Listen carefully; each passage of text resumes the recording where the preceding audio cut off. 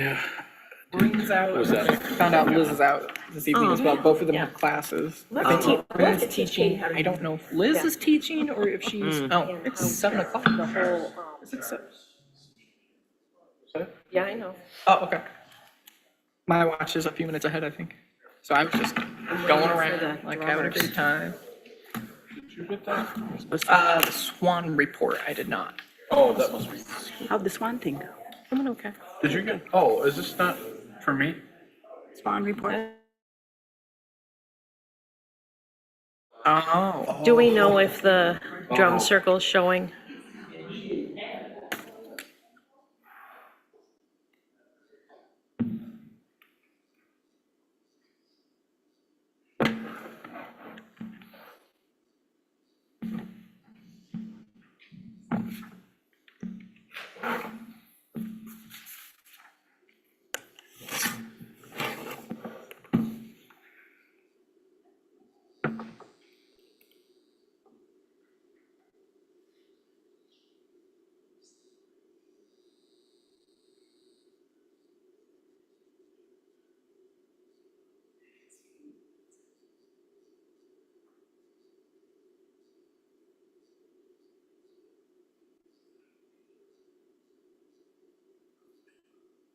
Okay.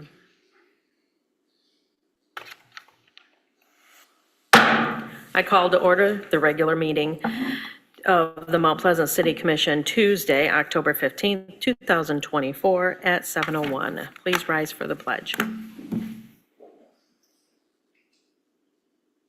I pledge allegiance to the flag of the United States of America and to the republic for which it stands, one nation, under God, indivisible, with liberty and justice for all.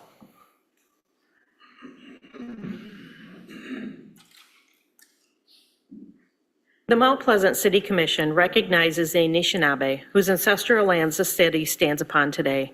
We acknowledge the Saginaw Chippewa Indian Tribe and recognize that the 3 bands of Ojibwe, Saginaw, Black River, and Swan Creek, have resided on this land for over 200 years. Our acknowledgement of the full history of the tribe and our commitment to be good stewards of these ancestral lands are an expression of gratitude and appreciation to those ancestors who came before us. We give thanks to the generous care with which the Anishinaabe and those members of the Saginaw Chippewa Indian Tribe of Michigan have given and continue to give to this land and our community. Clerk Balk, please take the roll. Commissioner Bush is absent. Commissioner Chapman? Here. Commissioner Ake is absent. Commissioner Rollins? Here. Commissioner Wingard? Here. Vice Mayor Alsager? Here. Mayor Pushbacher? Here. We have a quorum. Okay, since we have a quorum, at this point, we're waiting for the Saginaw Chippewa Indian Tribe, I believe Onion Creek drummers to show. So because we're going to do their proclamation and have them bring us into the meeting. So right now, what I'm going to suggest is that we move past the proclamations and we go into additions and deletions of the agenda. And then when they show, then we can place them in the schedule at that time. Are we all okay with that? Okay with that. Okay. Are there any additions or deletions to the agenda as presented right now? All right. I will entertain a motion to accept the agenda as presented. I move. Is there a second? I'll second that. Okay, all those in favor say yes? Yes. All those opposed, no. All right, the agenda will be set as is. Okay, at this time, we are moving into public input on agenda items. We have a very short meeting today, so if there's something on the agenda you wish to speak about, you may come to the podium and you will be asked to state your name and address, and you'll be given 5 minutes. If you're joining us by Zoom, you can use the raised hand feature or the *9 if you're joining Zoom by phone. You'll be let into the meeting and you'll be asked to state your name and address, and you'll be given 5 minutes. Is there anyone on Zoom? There's one raised hand. Okay. We'll put that person through and then we'll get to you, Jim. All right.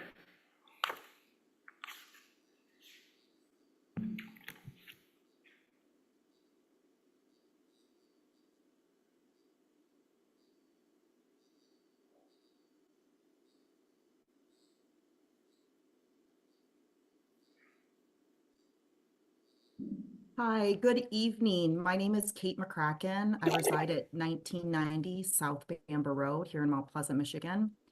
And my public comment is in reference to the agenda item on the Mount Pleasant Browns Legacy Project. I'd like to begin thanking Madam Mayor, Commissioner Chapman, Weingard, and Eek for all responding to my email correspondence that I sent back on May 24th of 2014. In that email, I outlined extensive detail of my concerns related to the Bronze Legacy Project when I found that one of the art pieces, the Bamber House Key, had been destroyed during the town center rebuild construction project. But this is so much more about public art than it is about that particular art piece, which is near and dear to my heart, as it was a recognition of my family's legacy and commitment to the city over many generations. Public art is really for public consumption. It's supposed to be for all sorts of people in our community, regardless of size, shape, color, identity, all of these different things that are important to us that make us unique here in Mount Pleasant. It's about accessibility for all, and it's about the generational impact that public art can have on our community. So this incident with this particular piece struck me as really important.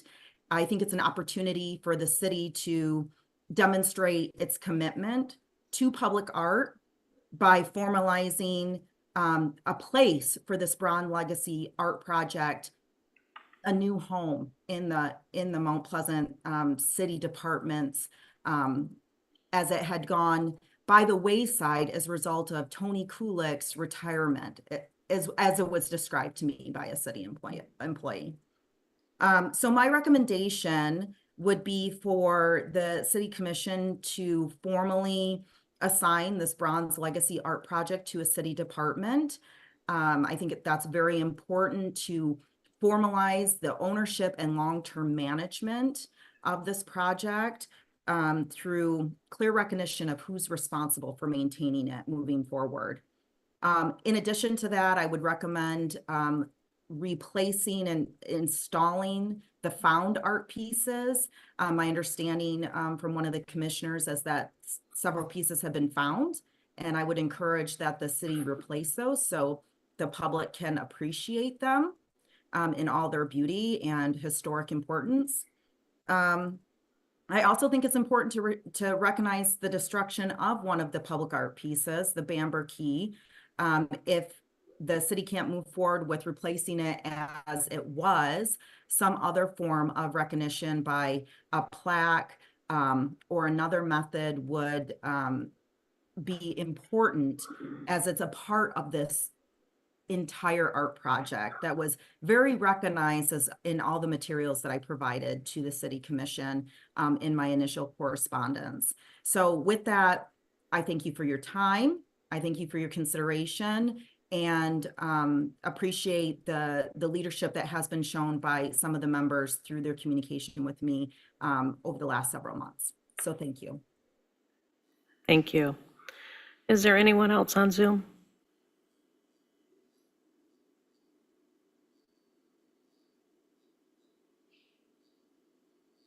No, sorry. Okay, Jim, you want to come forward?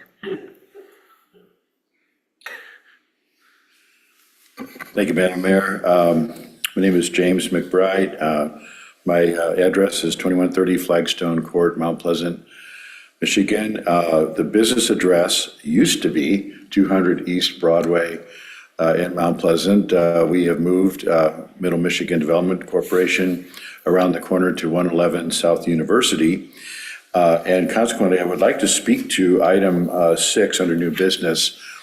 Middle Michigan Development Corporation is strongly in favor and supportive of this move to support the 200 East Broadway building with the facade and the fire suppression that's been requested. I believe the amount is $90,000 would be the request. from Mr. Andy Tyson of Konwinski Construction, who now owns the building and bought it from Isabella Bank. And I think if you've seen the renderings that have been provided, this is going to be a tremendous thing for downtown Mount Pleasant. It will be transformational. We're talking about 8 to 10 really nice living quarters on the second and third floor, and that's where the fire suppression is required. And also the facade improvement. You know, we've got pictures of the old building before the 70s siding was put up. And what this looks like, it looks like the spirit of the old building, but modernized.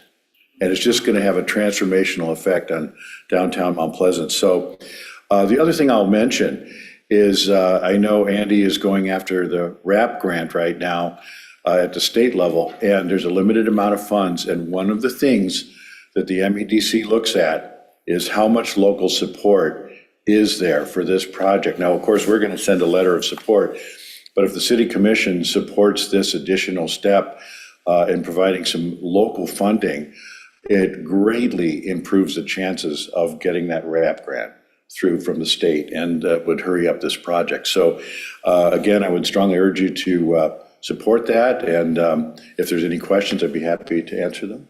Okay, thank you. Thank you. Are there All any right. questions? Okay, thank you so much. Thanks.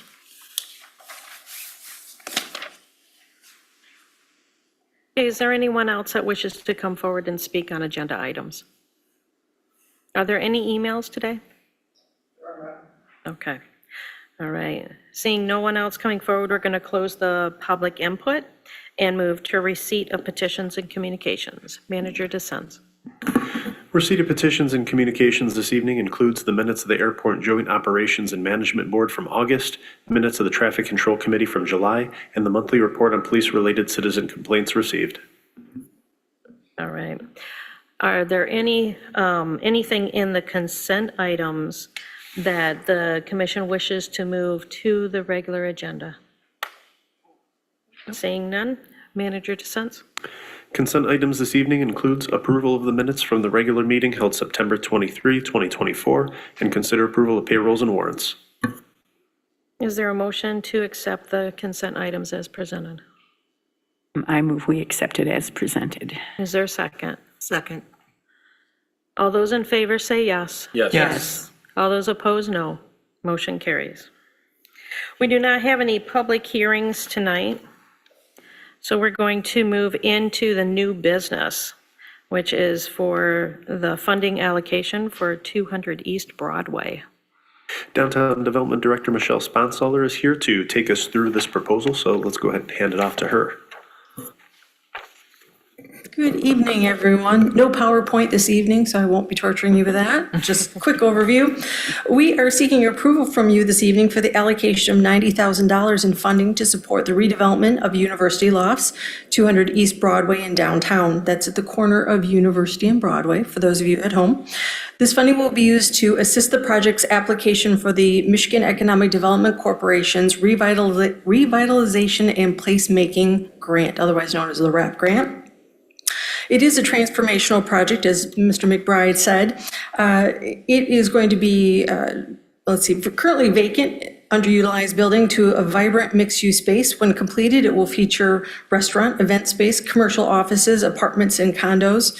It will also involve the removal of the 1970s slipcover used to restore the building's historic legacy. So that metal on the outside, that's called a slipcover. So removing that, it's pretty exciting for those of us in the historic preservation area, so pretty happy about that. In order to support University Lofts in its RAP grant application, staff is requesting the $90,000 that would have previously come from existing funding sources for downtown revitalization programs that have been since depleted in the last few months. That is the Downtown Improvement Program. With this, that would have been $20,000 in matching funds for the facade. It has been fully exhausted. That's a good thing, but right now, there's no more funding for that. And a fire suppression program. Also, it has been deleted. That would be an allocation of $70,000 that we are hoping for this evening. Allocating $90,000 for this project will help secure the additional RAP grant funding from MEDC and ensure the continued revitalization of downtown. The project aligns with our city's strategic priorities and will significantly contribute to the long-term economic health, historic preservation, and housing needs of our community. Are there any questions you would like to know about it? Commissioner Chapman. So the $90,000 would only be paid out if they get approved, right? Correct. Okay, thanks. Vice Mayor? And do we have an idea of if the apartments are high-end, middle-end, low-end? No, I don't know that, I'm afraid. Okay. Any other questions? Commissioner Wingard? What was the dollar amount for the RAPS grant that's being applied for? It can be in excess of $1 million that they're applying for. At this time, I don't know that exact number that they're going to be requesting. Our portion would be $90,000 though. Okay. Okay. All right, thank you.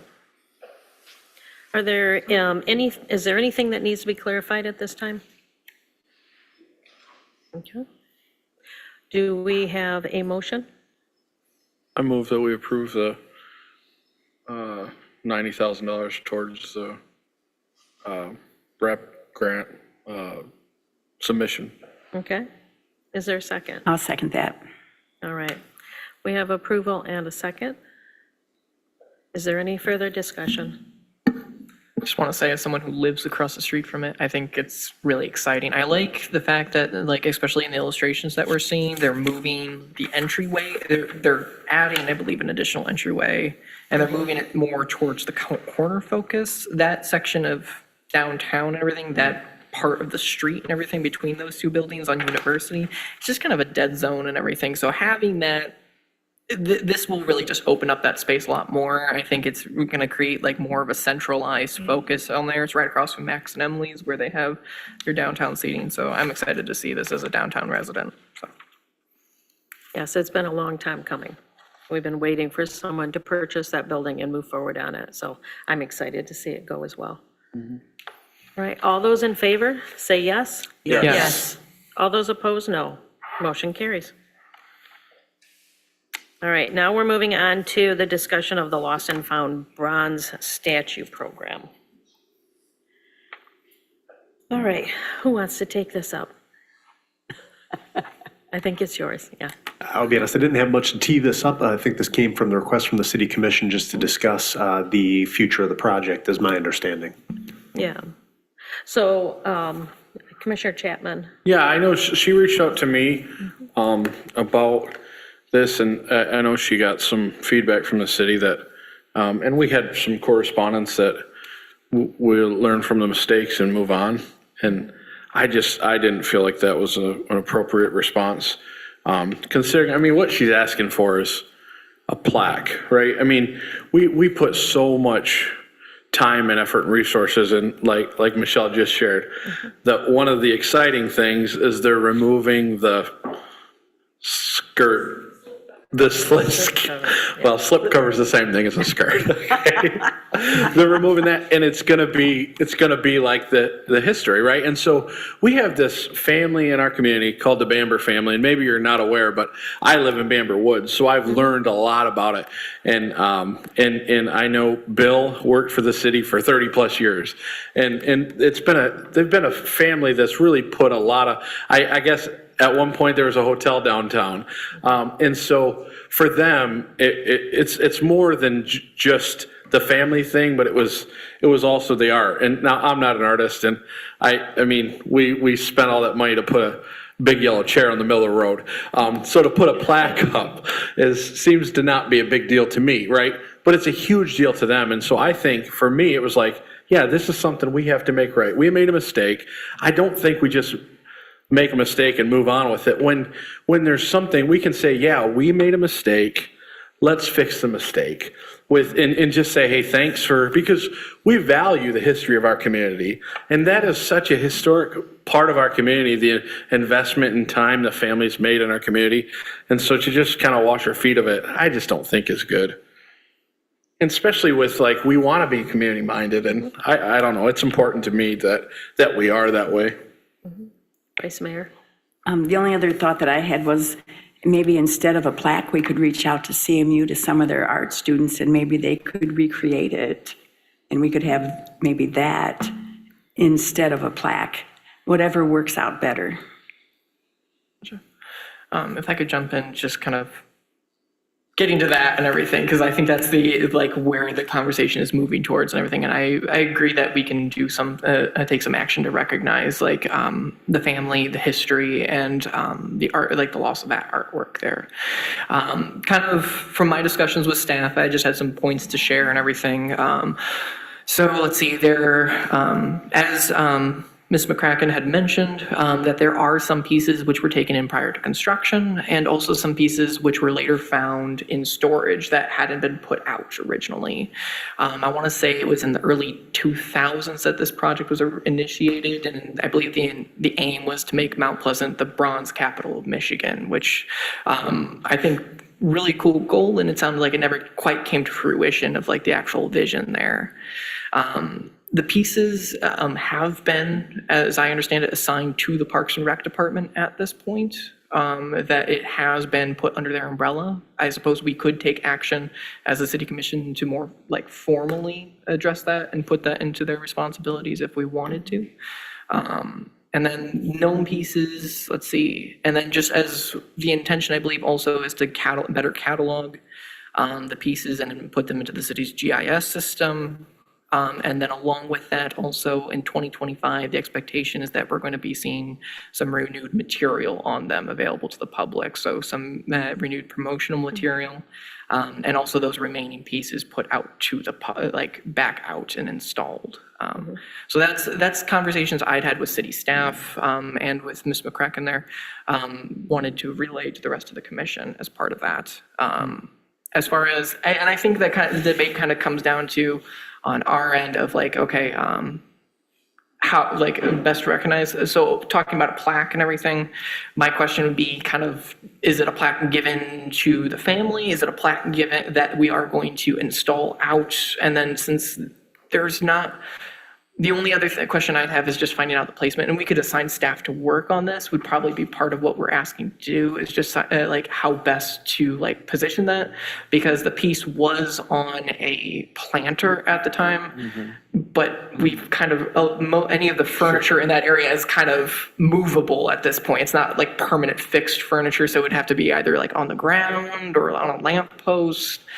I suppose we could work with staff on that. Well, and I wonder, I mean, ideally, I think the fix would be recreate the piece. I mean, I don't know what the cost, if that's even feasible. I don't know. So I mean, when you say a plaque, I don't know if we could recreate the piece, and I mean, I don't know what the expense is, but ideally that would be the right thing to do, but I just don't know the feasibility of that. From some of the materials that I read, it sounds like the pieces themselves cost about 500, like around 500, and I imagine with inflation that's gone up from like when they were initially built.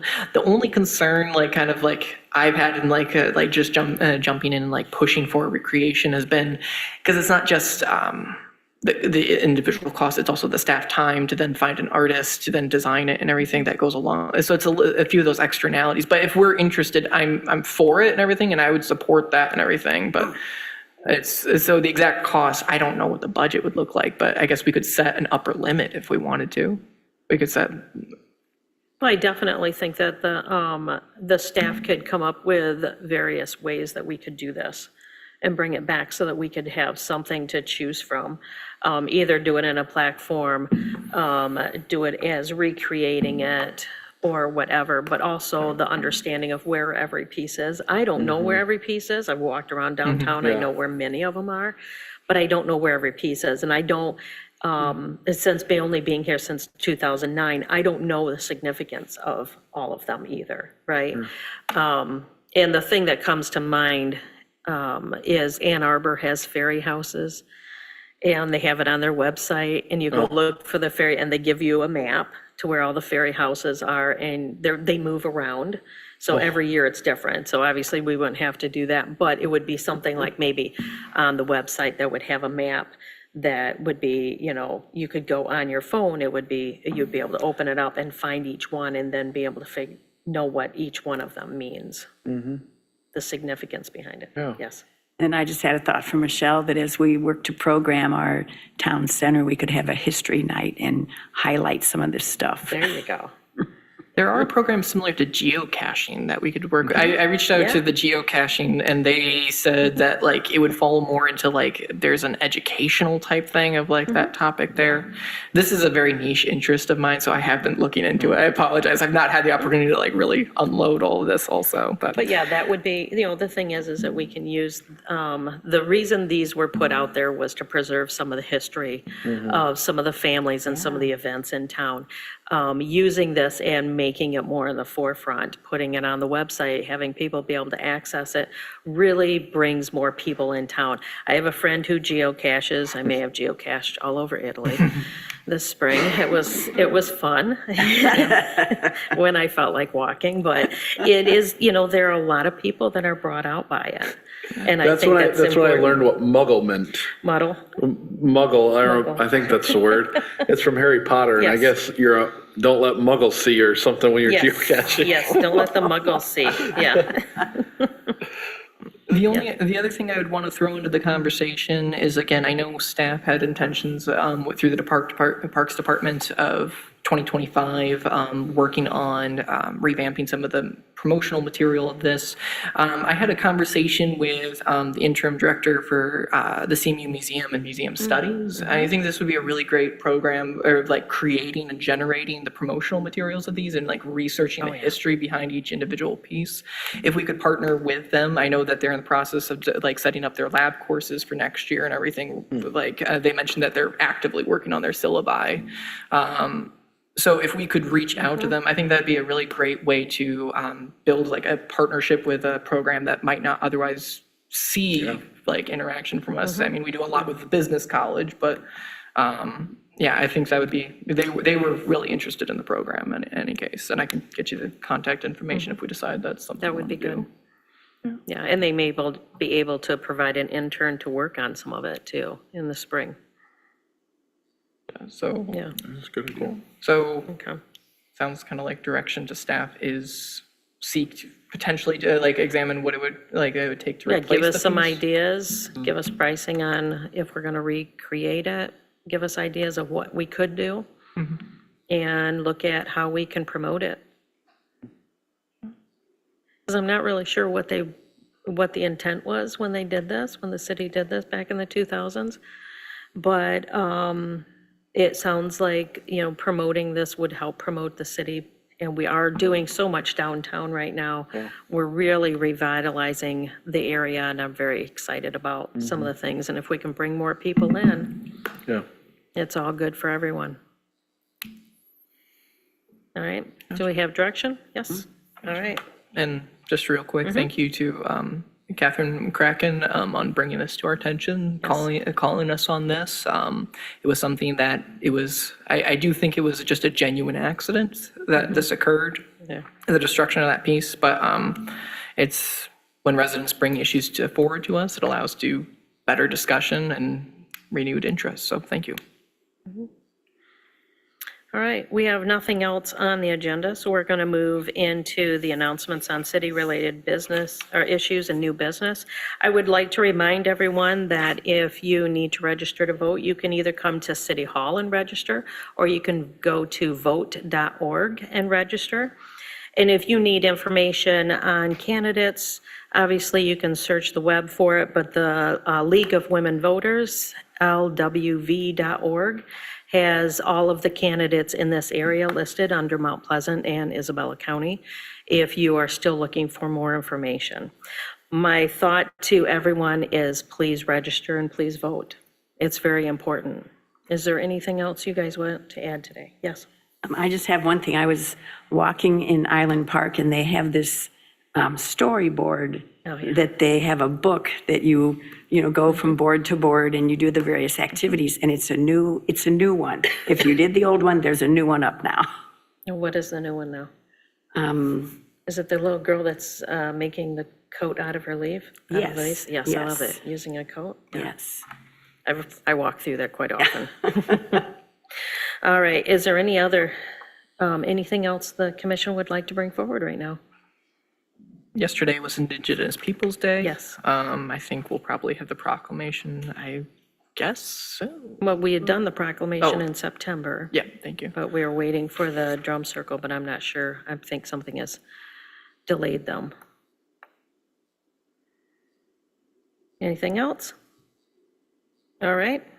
Now we're going to move to public comment on agenda and non-agenda items. This is where you can step to the podium. You'll be given 5 minutes once you state your name and address. If you are joining us by Zoom, you may use the raised hand feature or *9 if you're joining Zoom by phone.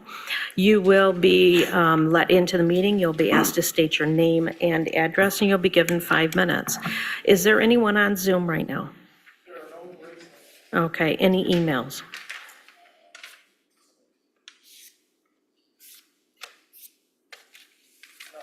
No emails? All right, is there anyone that wishes to speak at this time? Good evening. Evening. Cynthia Kilmer, 219 North Lansing Street. I had to think for a second. Because I haven't lived there that long. So I've spoken to you a couple of times in the past. After the first time, or was it the second time? Your mayor, it was very perceptive and knowledgeable, contacted me and said, gee, I think that one story you told might have been not the Mount Pleasant City Police, but possibly the Sheriff's Department, because the incident I talked to where they failed to report the sexual assault was in that trailer park south of town. So I went back and I did the research and I re-interviewed Becky Brown. And I want to apologize that in fact, the mayor was correct and I was wrong. It was Isabella County who responded to the incident. So here's what happened. This is Becky Brown's words. I went over to his house to visit his girlfriend. His name was Ben Steele. Steele for anyone watching. Ben Steele. I went over to his house to visit his girlfriend. She wasn't there. Things happened. I said no. He held me down and continued. I hit him hard in the face when I had a free hand. He let go. I ran to my home across the street. This was like a trailer park. The door lock was broken, so I continued. I ran into my bathroom. I put my back against the door and my feet on the cupboard to hold the door closed. He tried to break into the bathroom. I braced the door shut with everything I had. He started begging for forgiveness. I said, if you want my forgiveness, why are you trying to break down my door? He eventually gave up and left. I try not to think of these things anymore, but I have a daughter, and I'm frightened. I know what kind of world this is, and I've learned you can't expect help from anyone. The officers who responded to the call were Kevin Dush, or Douche, I'm not sure, D-U-S-H, and Mark Mogg from the Isabella County Sheriff's Department, because I looked it up. They did not report any kind of sexual assault or anything. They reported a theft of some old coins and second-degree home invasion, when in fact it was first-degree home invasion when she was there, but they didn't want to report the sexual assault, so they turned it into Robert Holmes, the prosecutor, theft and second-degree home invasion, and they completely ignored this whole assault part of it. And they tried to try the theft, but the witness to the second-degree home invasion was the girlfriend who got beat up, who, decided she'd better not testify against her boyfriend who beat her up. So Mr. Holmes dismissed it, quote, quote, in the interest of justice. That's what happened there. So I came to apologize for getting the wrong police department, which I did.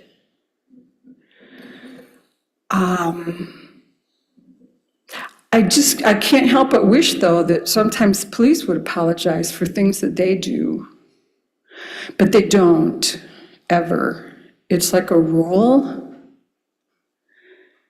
I think it's a union rule. I'm not sure, but I'm going to talk about that. Next time I come back, I'm going to talk about police unions and what I know about them. And I'm going to talk about this police never apologize thing.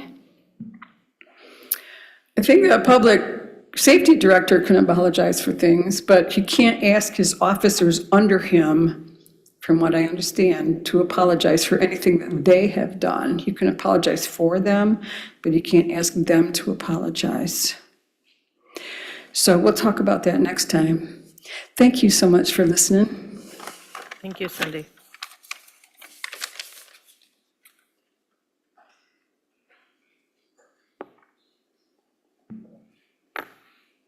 Hello, my name is Madison Chapman.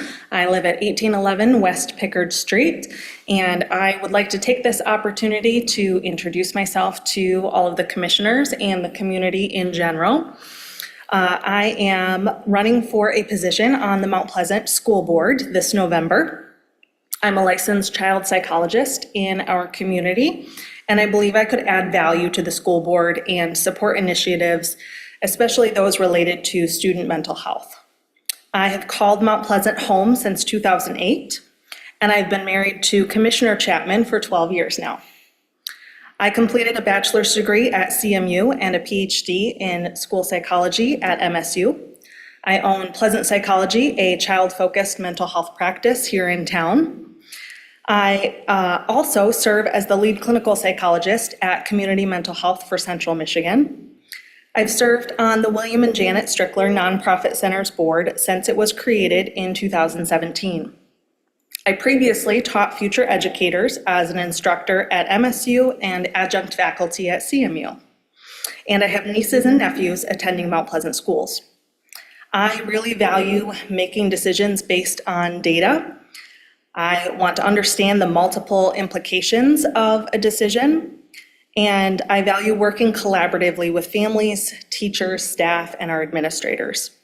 I believe I could add value and meaningfully contribute to our public school board.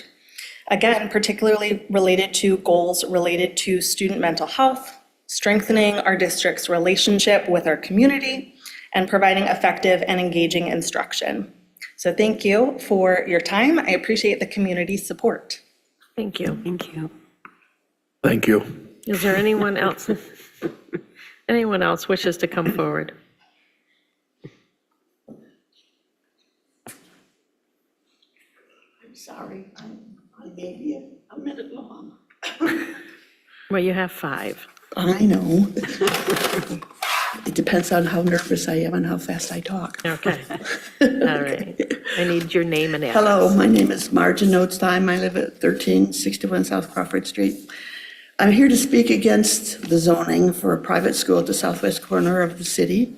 Last meeting, I spent time on traffic concerns, comparing it to Renaissance School, and of course, your city planner, not our city planner, because she spends so much time not thinking about the future. She poo-pooed my concerns because, yes, Crawford Road, traffic was built and matches the average number of cars. It's an average, but there are times when I sit at the traffic light and no one is around. And oh, those zeros, they change averages so much, it messes them up. But that's not the important message. The busiest times on the road match the same times as the start and end of school times. Times when cars will be turning left or right, stopping traffic with people late for work or coming home.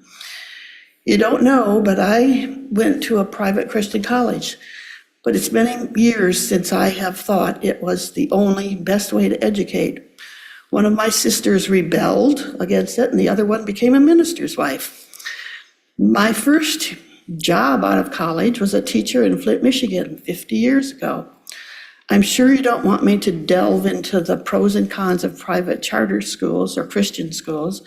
Much has been said about the positives of that education. There are negatives. In this city especially, with a university of students and staff with so many different religions and nationalities and cultures, Sometimes it leads to only one way to believe, and they think it's the only best way. Sometimes there's bullying, sometimes there's communication conflicts. The Central Christian Academy Board, yes, I watched their website. Does anyone on the commission know where the 8 churches are located who support this board? When you listen to the propaganda on their website, the big influencers are the minister at the Mount Pleasant Church, the leaders from St. John and the Alma churches, both cities where Community Church has campuses. You do realize that the students coming to the school will be coming from outside our city. And how can you give land away when the students will be coming from elsewhere into Mount Pleasant? The definition of forever, for all future time. Also, it means permanent, perpetuity. Just like all the zoning in this city, if you don't like it, you just wait 2, 5, 10 years, and a new planner and staff will change the rules. And during the Planning Commission in September, one commissioner said, this rule, law, ordinance, I don't remember what, isn't working the way we thought it would. We've given it a chance, we need to change it. If you give this church school this property, you'll never get it back. Why would they? There aren't any taxes on it, no going back, no changing your mind if it's not working the way you think. That valuable property is needed for future homes, but will be given away and lost forever for all future time. The planner, and her name is, well, anyway, says new parents are going to be moving in, and teachers, where are they going to live? No lots. You need lots for homes. And sure, they'll move to Union Township. Next is 30 acres. 30 acres is 31 acre lots, 60 half acre lots, 120 quarter acre lots. Of course, you got to take streets out of there, so it's an approximate. I don't know what made Mr. Beebe so bitter about this property in the past, because I wasn't part of it. But if you want to see a wonderful example of a subdivision with about 30 acres, just look across the street, north of Crawford, along Countryway and Orchard Glen. It was planned with apartments beside duplexes and then single-family homes. It's a beautiful planned development with plenty of pedestrian shed. In other plain language, it's a walkable subdivision. I can envision the same on the 30 acres south of Crawford, at least I could until a couple months ago. 48%, according to the city manager, is already not taxed in Mount Pleasant. When another 30 acres of city land is lost to the tax base, every lot in the city pays more tax to cover the budget. And thinking of tax lost is not putting money over kids, which one lady fumed to me. It's budgeting for future kids. We are a city encircled by much open land in the townships. Your commissioners must think about the long-term future for growing with home sites. We have fewer and fewer spaces for our future homes. And while the township grows, we're squeezed, unable to expand. I always felt the city staff was meant to be neutral, helpful but neutral, shouldn't push forward an agenda for a special interest group. And until we opposed this plan, our city planner had not given one negative aspect of the plan. So I've tried to bring some forward. I haven't had 3 years of planning like this school board did. I haven't had a year of working with staff to give you information. I've had 5-minute meetings, maybe 6. And I love this town, and I hate to see it frittered away. I worry about its future and where its leaders think. And when its leaders think a grassy field means failure and not future.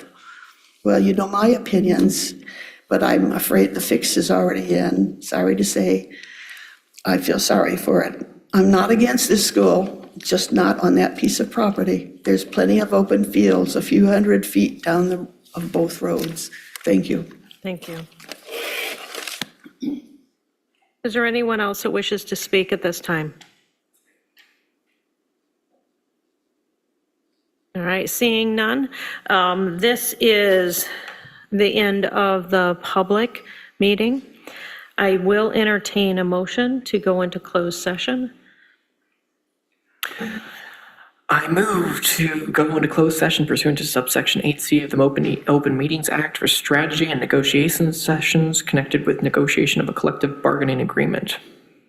Is there a second? I'll second that. Okay, all those in favor? Before we vote, Yeah. was that the only topic? If you guys, I thought I read something else. Anyway, no, we're good. Nope, we're good. I'll support my motion. Roll call. Commissioner Wingard, Yes. Commissioner Chapman, Yes. Commissioner Bush is absent, Commissioner Ake is absent, Commissioner Rollins, Yes. Vice Mayor Alsager, Yes. Mayor Perschbacher. Yes. Motion carries. Okay, we will go into closed session after a 10-minute recess so that we can clear the space here. We'll be back at 7:55.